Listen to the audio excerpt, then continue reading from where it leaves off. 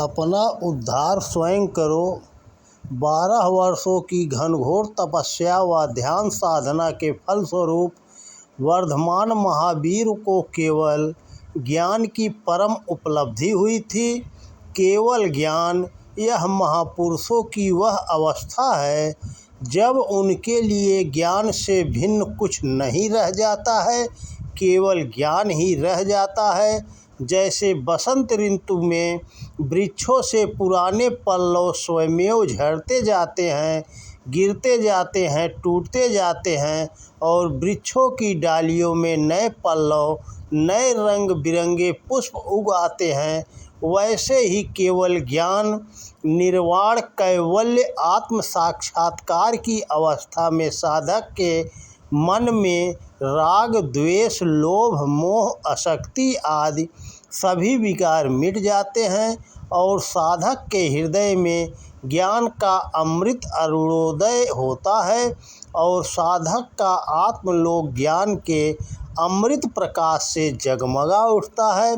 12 वर्षों की लंबी तपस्या व ध्यान साधना के फलस्वरूप महावीर का अंतस भी केवल ज्ञान से जगमगा उठा था। वे ज्ञान रूप हो गए। उनके लिए तब कुछ भी ज्ञेय नहीं रहा। मैं ज्ञाता हूँ, यह भान भी उनके लिए शेष नहीं रह गया। केवल और केवल ज्ञान ही रह गया।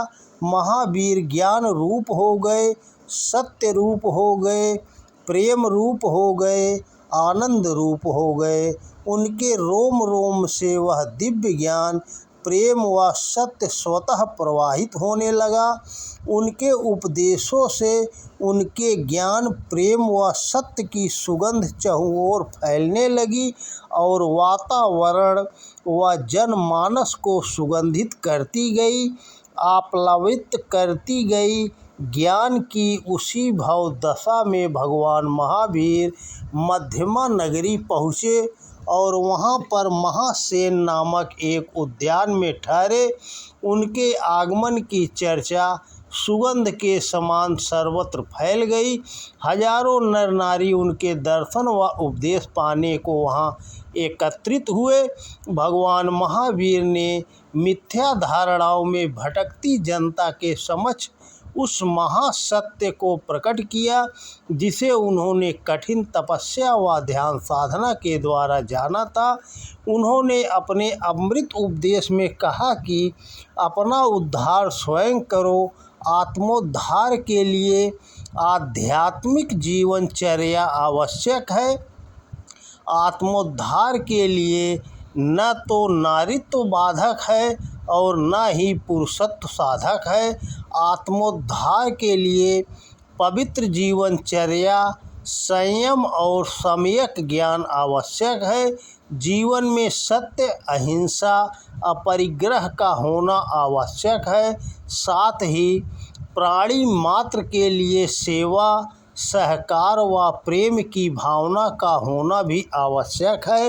उन्होंने आगे कहा, तुम्हारे सुख दुख के लिए कोई और नहीं बल्कि तुम्हारे कर्म ही जिम्मेदार हैं। जब तुम अच्छे या शुभ कर्म के रूप में अच्छे कर्म बीज बोते हो तो तुम्हें सुख प्राप्त होता है और जब तुम बुरे कर्म के बीज बोते हो तो दुख प्राप्त होता है। मनुष्य अपना जीवन ईश्वर की दया व क्रोध पर अवलंबित मानकर अपने को आलसी और परावलंबी बना बैठा है। पर सच तो यह है कि तुम्हारे सुख दुख तुम्हारे ही कर्मों पर अवलंबित है, ईश्वर की दया या क्रोध पर नहीं। तुम जो भी हो वैसे जैसे भी हो, तुम अपने अच्छे या बुरे कर्मों के कारण ही तो। वे फिर बोले, इसीलिए यदि सुखी रहना चाहते हो तो आलस्य प्रमाद का त्याग कर श्रम करो, संयम करो, पुरुषार्थ करो, शुभ और अच्छे कर्म करो। पर हाँ, अच्छे कर्म भी आसक्ति से रहित होकर ही करो, जिससे कि तुम किसी कर्म बंधन में नहीं बंधो और मोक्ष प्राप्त कर आनंद की अनुभूति कर सको।